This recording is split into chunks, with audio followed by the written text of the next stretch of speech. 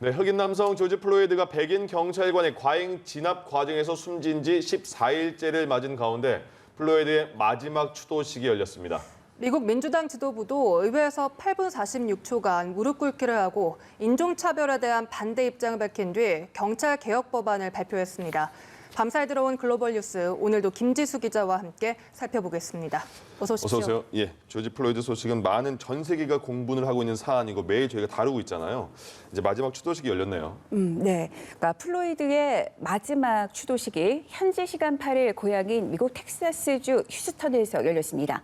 추도객들은 눈물을 흘리며 플로이드 영전에 꽃다발을 바쳤고 일부는 경찰 폭력과 인종차별에 항의하는 의미로 플로이드 관 앞에서 불끈 쥔 주먹을 들어올리기도 했습니다. 그리고 텍사스 주지사와 현지 경찰관도 그 추모식장을 찾아서 플로이드 관 앞에서 고개를 숙였습니다. 예. 추도객들은 코로나19 방역을 위해서 마스크를 착용했고요. 사회적 거리 두기에 따라서 한 번에 15명씩 그 10분간의 추모 시간을 가졌습니다. 행사를 주최하는 센터 측에 따르면 조문객이 약 10,000명에 이를 것으로 예상한다고 이렇게 전해지고 있습니다. 예. 미국 내 시위는 추모 분위기가 이어지는 가운데 평화롭게 진행되고 있습니다. 그리고 로스앤젤레스 한인타운에 배치됐던 100여 명의 주 방위군도 철수됐습니다. 항의 시위가 격화됐던 지난 1일에 주 방위군 병력이 한인군 타운에 전격 투입된 지 일주일 만인데요. 시위가 평화롭게 진행되면서 한인들의 피해 사례도 잦아드는 상황입니다. 예. 네. 많은 정치 인사들이 추모의 뜻을 밝히고 있는 가운데 미국의 국회의사당에서 또 전례 없는 광경이 연출이 됐다고 하는데 무슨 내용인가요? 네, 야당인 그 민주당 그 지도부와 의원들이 그 플로이드를 추모하기 위해서 의사당 바닥에서 8분 46초간 한쪽 무릎을 꿇은 겁니다. 네. 이 같은 퍼포먼스는 민주당이 경찰 개혁 방안 발표 그 기자회견 직전에 시행된 것으로 낸시 펠로시 하원의장, 척 슈머 상원 원내대표 등 20여 명이 참석했습니다. 낸시 펠로시 하원의장의 말을 들어보겠습니다.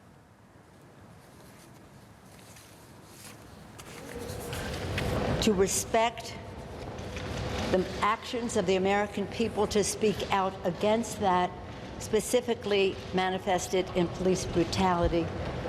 We are here to honor George Floyd. 네, 매우 숙연하고 결연한 모습을 찾아볼 수가 있었는데요. 예. 그 펠로시 의장은 그 무릎을 꿇은 지 거의 9분이 흐른 후 보좌진의 도움을 받아서 일어섰는데요. 경찰 무릎이 그 플로이드의 목을 짓누른 시간이 얼마나 길었는지 알게 됐다고도 말했습니다. 그렇습니다. 우리나라 프로축구에서도 이동국 선수도 골을 넣고 또 저런 세레머니를 한 게 기억이 납니다. 자, 그래서 미국 현지에서는 경찰 개혁해야 된다 이런 목소리가 많이 나오잖아요. 민주당이 거기 관련 법안을 냈다고 하는데 어떤 내용일까요? 네, 맞습니다. 그 민주당이 공개한 경찰 개혁 법안은 경찰의 과도한 공권력 행사를 저지하고 책임과 처벌을 강화하는 방안이 담겨 있습니다. 법안 초안은 경찰의 폭력에 대해 면책 특권을 제한하고 피해자들이 손해배상을 청구할 수 있도록 했습니다.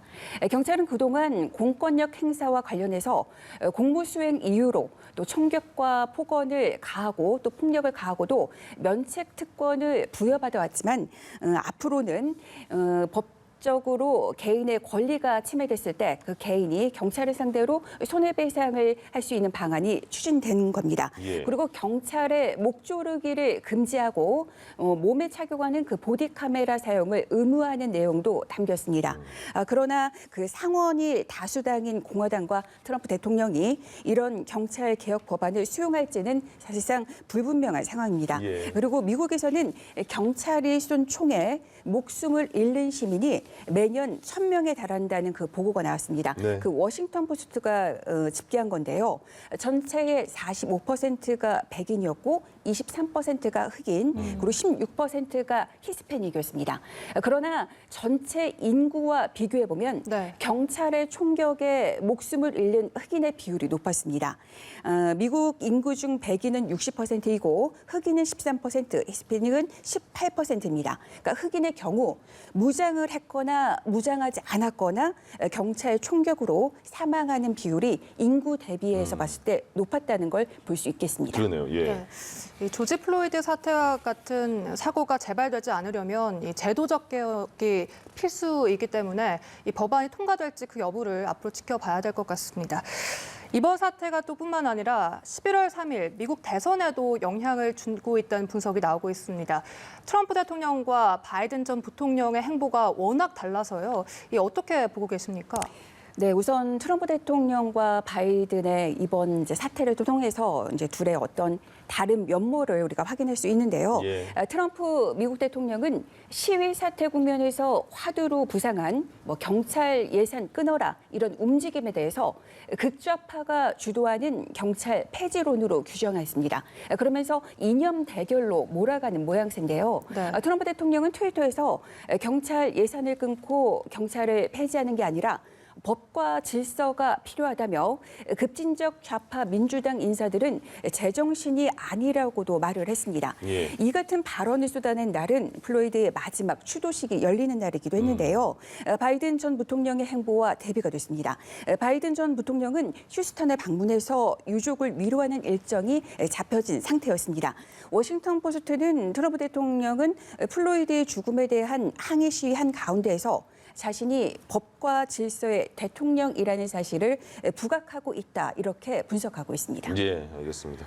자, 이번에 코로나19 소식으로 넘어가 보겠습니다. 미국에서 가장 피해가 큰 곳이 뉴욕이었는데 뉴욕이 이제 경제를 좀 다시 챙겨야겠다. 1단계 경제 정상화에 들어간다. 이런 내용이 있네요. 네, 뉴욕시가 이제 8일 1단계 경제 정상화에 들어갔습니다.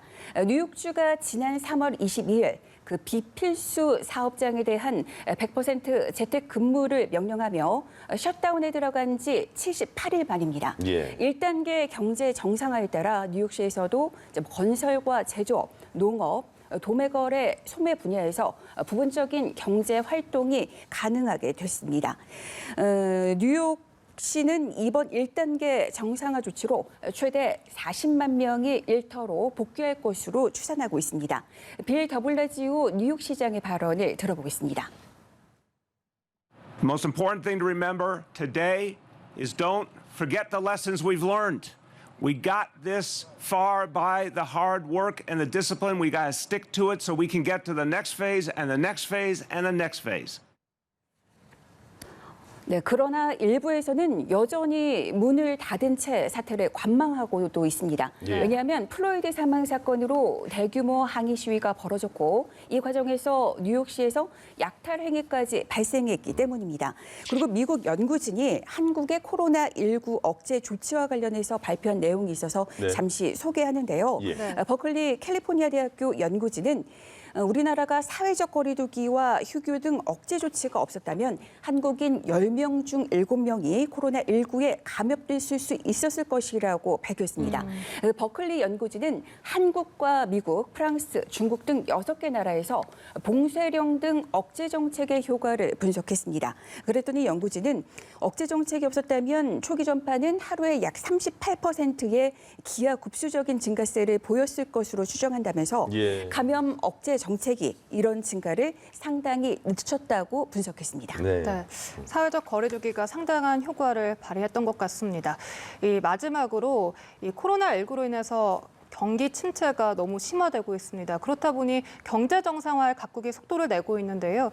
이 경기 침체, 2차 세계대전 이후 최악이란 조사 결과가 나왔어요. 네, 세계은행이 발표한 내용인데요. 세계은행은 올해 세계 경제 성장률 전망치를 마이너스 5.2%로 대거 하향 조정했습니다. 그러니까 세계은행이 전 세계 183개국을 대상으로 이제 조사해서 발표한 건데요. 예. 네. 세계 경제 전망에서 올해 성장률을 지난 1월 전망치 2.5%보다 무려 7.7%포인트나 낮은 네. 마이너스 5.2%로 예상했습니다. 세계은행은 사실상 올해가 1914년 그리고 1930년에서 32년 또 1945년에서 46년 이래 네 번째로 극심한 경기 침체가 있을 것이라고 예상을 했습니다. 예. 그러니까 한마디로 2차 세계대전 이후 최악이라는 것을 말하고 있는데요. 현 경제 상황이 매우 심각하다는 걸 한 번 더 확인할 수 있었습니다. 그렇군요. 알겠습니다. 여기까지 하겠습니다. 지금까지 지금까지 김지수 기자와 함께했습니다. 수고하셨습니다. 고맙습니다. 예.